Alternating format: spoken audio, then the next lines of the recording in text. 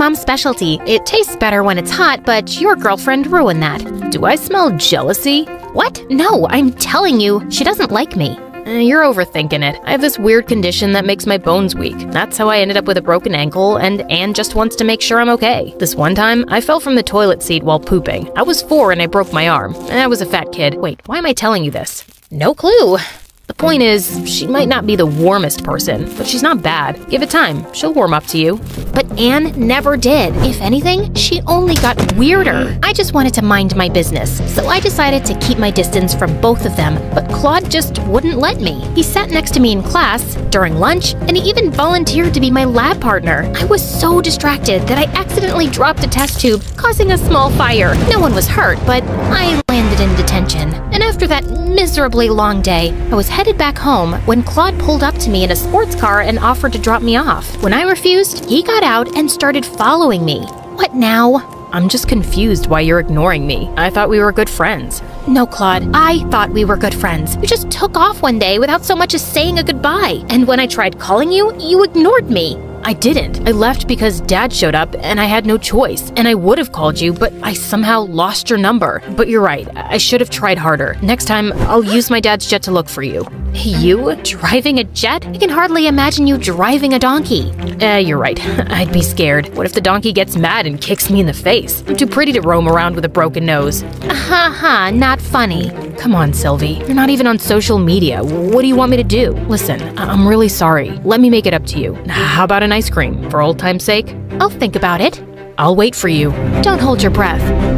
Too late. We did hang out for ice cream a couple of days later and connected like old times. He told me he was back into training for football, and I told him about my new love for designing. Things were going smooth until one day, Mom told me that the circus was running heavy losses. With the bills piling up, Mom and Dad were constantly stressed about money. I offered to take up a job, but Mom refused, saying that I needed to concentrate on my studies. I was running out of options. Then I turned to Claude for ideas.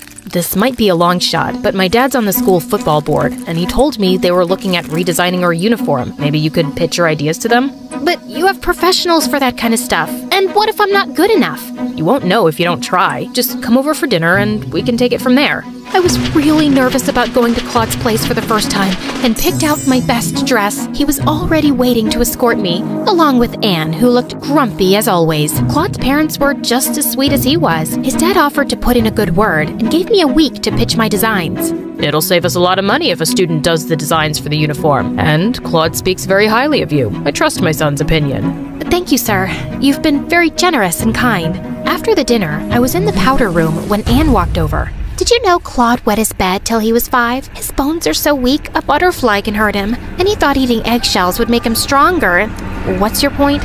My point is that you don't know him the way that I do, and I've worked hard on making this relationship stick, and I am not leaving. So just stay away from Claude. He's mine. Get yourself checked. You sound like a moron. I'm serious. So am I. What an idiot. Later in the evening as I was leaving, it started raining heavily and Claude offered to drop me off at home. I had no other choice, so I agreed. But I was so tired that night that I dozed off. When I woke up, Claude was staring at me with his deep blue eyes, and I felt my heart leap into my mouth. What are you doing? Just watching you. You know, you were saying my name in your sleep. No, I wasn't. Yeah, you were. And I don't mind, actually. I like when you say my name.